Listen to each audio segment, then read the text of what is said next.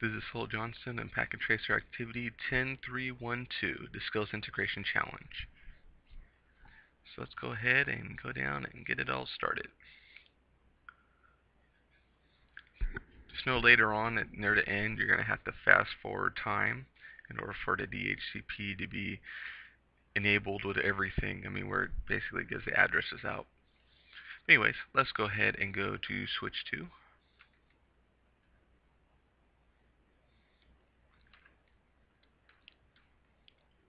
So you're going to do enable, configure terminal, VLAN 10, name sales with a capital S, VLAN 20, everything begins with a capital letter here, name production. Then we have VLAN 30, name marketing. You have to make sure it's spelled exactly right, otherwise you can mess up things. VLAN 40, name HR.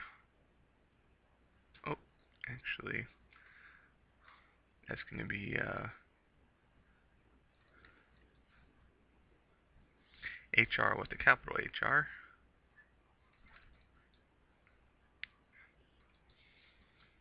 There we go. Got name HR in there. Let's do exit. Now we're going to go to some interface ranges. So interface range F0/5 through 9. We're going to do switch port mode access. And we're going to do switch port access VLAN 10. We're going to do interface range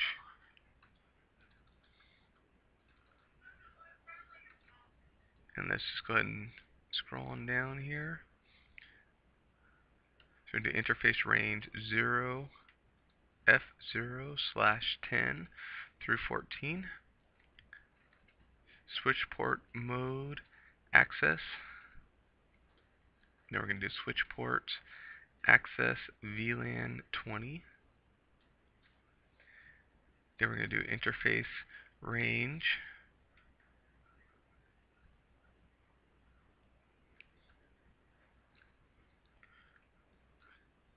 F0/20.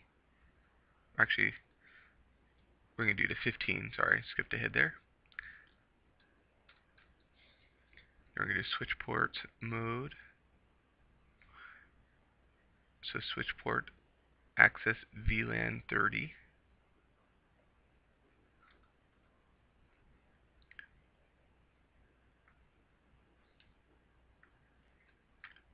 Make sure you do switch port mode access and then switch port access VLAN 30. And then we're going to do interface range F0/20 through 24. And then we're going to do switch port mode access and switch port access VLAN 40. And do exit. Then we're going to do interface range F0/1 through 4. Then we're going to do switch port mode trunk. And then make sure to write no shut in there.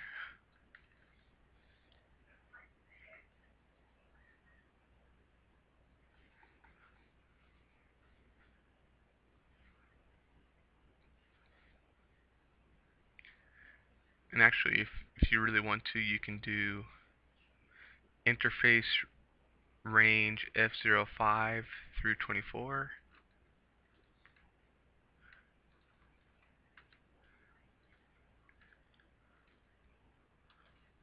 And do no shut on all of them. Make sure they're all turned on. And let's go ahead and do the interface range F0/5 through 24, comma G0/1 through 2. Then we're going to do switch port, mode, access on all those.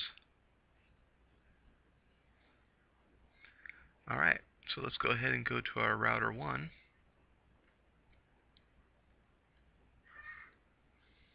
And do enable configure terminal.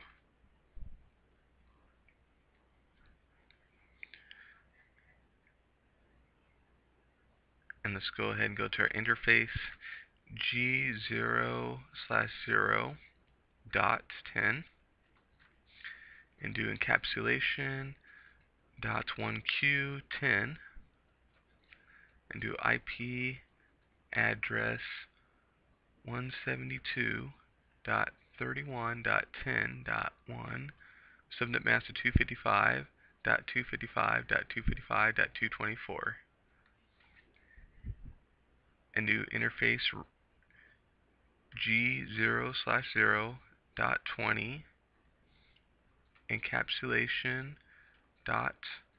.1Q20 IP address 172.31.20.1 with subnet mask 255.255.255.240. And then we're going to do interface. Let's go ahead and scroll this down a little bit. Interface G0/0.30. And then we're going to do encapsulation .1Q30 and IP address 172.31.30.1 with subnet mask 255.255.255.128. Then interface G0/0.40, and then we're going to do encapsulation .1Q40.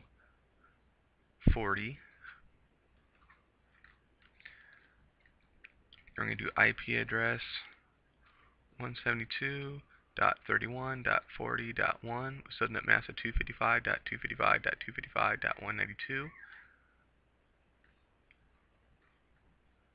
Let me try that again.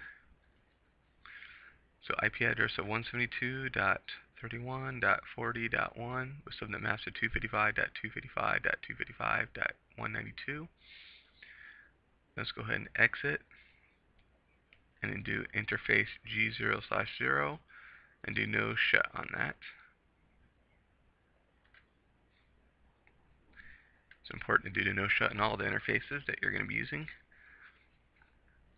Alright, so on our R1 now, let's go ahead and exit here and let's do IP DHCP excluded address 172.31.10.1 172.31.10.10 because we're excluding 10 addresses.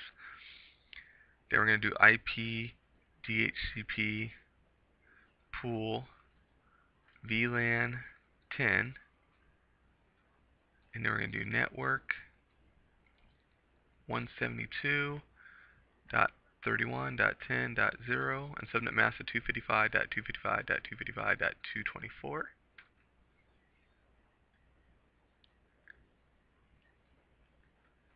Let's go ahead and put the next command they want us to put in there. We're going to put default router, which is 172.31.10.1. Then we're going to put DNS server 209.165.201.14.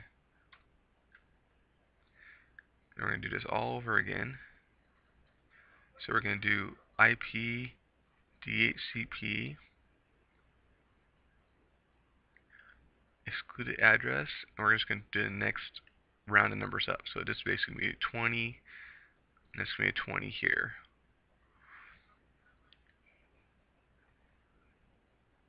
And then we're going to do IP DHCP pool VLAN 20. And you can just keep pressing the up arrow key, and you can pretty much redo all these, and everything's going to be the same except for the one address on there. It's gonna change, and then subnet mask, of course, is going to change to, and this will be 240. And default router, you're just going to put 20 here, and then our DNS server would be exactly the same. And then we're going to go and we're going to do our next one. So instead of 20, it's going to be 30.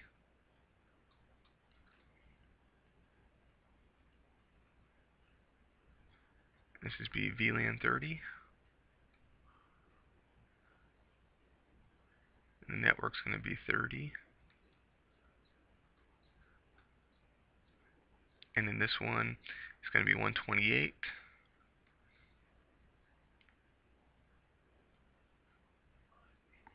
And this one's going to be at 30. And the DNS one will stay the same.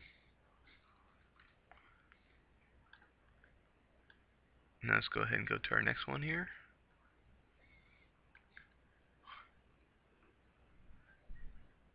And then this one's going to be 40. So it's basically just repeating the same things with a slightly different value.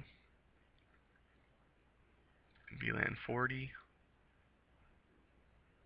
And network's going to be in 40.0. And this one's a 192. And default router, put a 40 here, and the same DNS server for the next part here. Alright, now after we do this, you want to click on each one of the PCs. We're going to go to IP configuration, just click DHCP, and it'll fill itself in.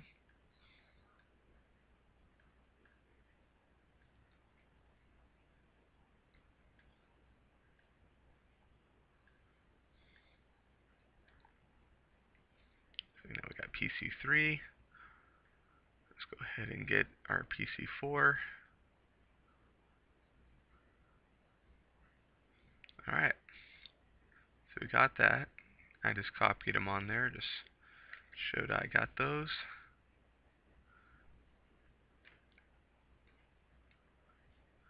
Alright, and then we want to go to our R1,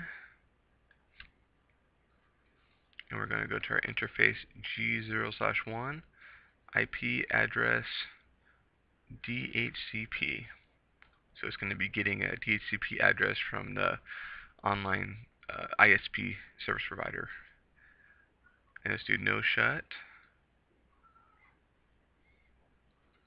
Press end here. We're going to show IP interface brief. So it shows that everything is up right here. We have each one of these set up, and the gigabit Ethernet 2 was not set up, so that looks right. VLAN 1, we didn't really do anything with that. We made our own other sub interfaces here. So everything looks right there. Let's click fast forward time a few times. Give it a minute.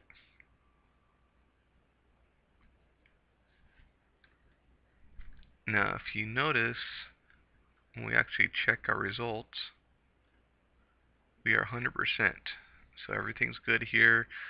Now they want you to actually test out everything with pinging wise. You do need to fast forward a little bit, because I noticed even with the pingings, you want to make sure everything's good here. So there we go. So let's go ahead and ping between the PCs, and it will fail the first time, and then it'll be successful the second time.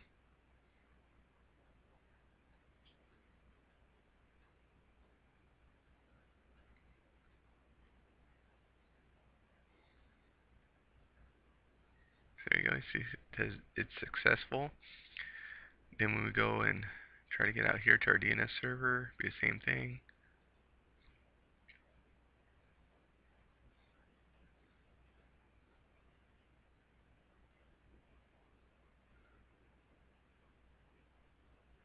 And there we go. It's successful. This gets messed up in ARP tables along the way, so just had to do that. And then once those ARP tables are created, then it'll all be successful.